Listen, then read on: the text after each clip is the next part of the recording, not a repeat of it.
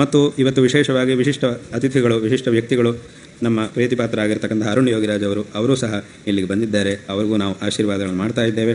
ಅವ್ರ ಬಗ್ಗೆ ಹೇಳುವ ಅವಶ್ಯಕತೆಯೇ ಎಲ್ಲರಿಗೂ ಗೊತ್ತಿದೆ. ಅಂದರೆ ಒಂದು ಮಾತು ಹೇಳಬೇಕು ಅಂತಂದರೆ, ಸ್ವಯಂ ಭಗವಂತನೇ ಈ ಒಂದು ಕೆಲಸವನ್ನು ಮಾಡಲಿಕ್ಕೆ ಅವರನ್ನು ಆಯ್ಕೆ ಮಾಡಿಕೊಂಡಿದ್ದಾನೆ. ಆ ಅಯೋಧ್ಯ ಕ್ಷೇತ್ರದಲ್ಲಿ ಆ ಒಂದು ಸುಂದರವಾದಂತಹ ಮೂರ್ತಿಯನ್ನು ನಿರ್ಮಾಣವನ್ನು ಮಾಡಬೇಕು, ನನ್ನ ಒಂದು ಜನ್ಮಸ್ಥಾನದಲ್ಲಿ ನನ್ನ ಮೂರ್ತಿ ಇರಬೇಕು ಅಂತಂದರೆ ಅದು ಈ ವ್ಯಕ್ತಿಯಿಂದಲೇ ಆಗಬೇಕು ಅಂತ ಅನ್ನೋದು ಆ ರಾಮನ ಸಂಕಲ್ಪ.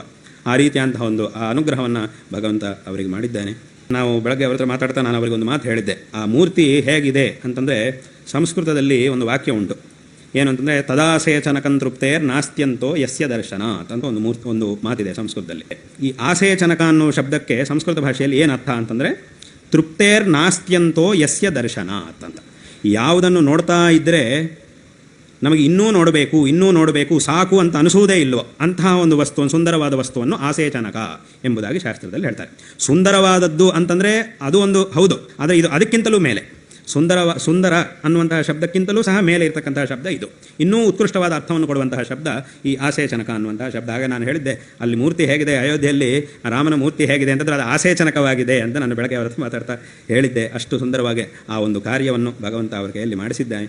ಅವರಿಗೆ ಈ ಸಂದರ್ಭದಲ್ಲಿ ನಮ್ಮ ಪರಿಪೂರ್ಣವಂತಹ ಆಶೀರ್ವಾದಗಳನ್ನು ತಿಳಿಸ್ತಾ ಇದ್ದೇವೆ.